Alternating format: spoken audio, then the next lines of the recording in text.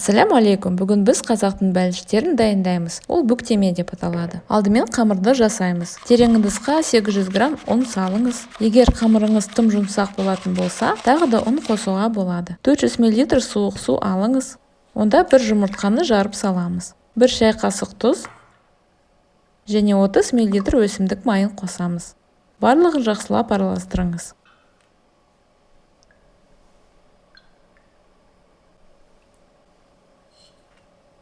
Сұйықтықты ұнға құйып, қамыр елеңіз.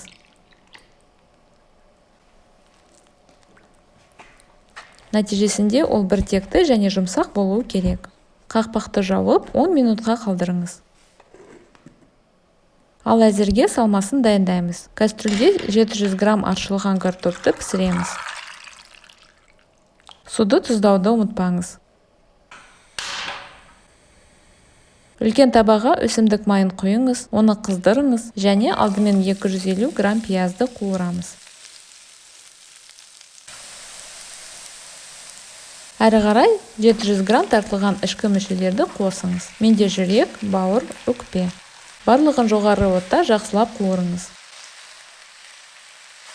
Сонда 1 ас қасық тұз және 1 шай қасық қара бұрыш қосамыз. Одан кейін жақсылап араластырамыз. Терең ыдысты алыңыз, онда піскен картоп саламыз. Оны пюреге ұсақтау керек. Мұнда қуырылған ішкі мүшелер қосыңыз.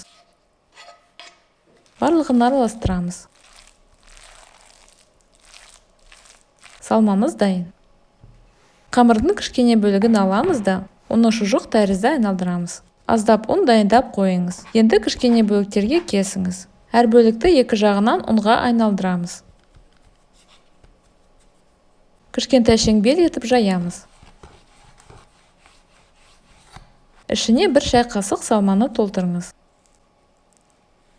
Алдымен шеттерін сәл қысып бекітіңіз. Содан кейін әдемілеп өріп қоямыз. Бұл өте қарапайым. Қамырды саусақтарыңызбен қысып, оны бірден бұрап алу керек.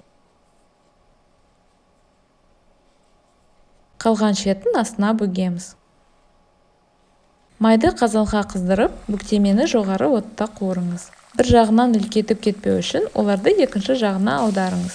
Содан кейін екінші жағы да қуырылған кезде оны қайтадан аударып, дайын болғанға дейін пісіруге болады. Жоғары отта қуырудан қорықпаңыз, өйткені салмамыз толығымен дайын. Тек қамырды қуыру керек. Толтыру үшін картопты қосуды ұмытпаңыз, өйткені ол қуырылған тағамдарды байланыстырады және бұл бәліштерді одан да дәмді етеді. Мұндай бәліштерді біз бүктеме, ал кейбір аймақтарда бүйрек деп атайды. Олар міндетті түрде еріген сары маймен беріледі. Бұл қаншалықты тойымды болып көрінсе де, бәрібір өте дәмді болып шығады. Осы рецепт сізге ұнайтын болса, лайк басыңыз, пікіріңізді жазыңыз және біздің арнамызға жазылыңыз. Қоңырауға басуды ұмытпаңыз, сонда сіз әрдайым жаңа видео көретін боласыздар.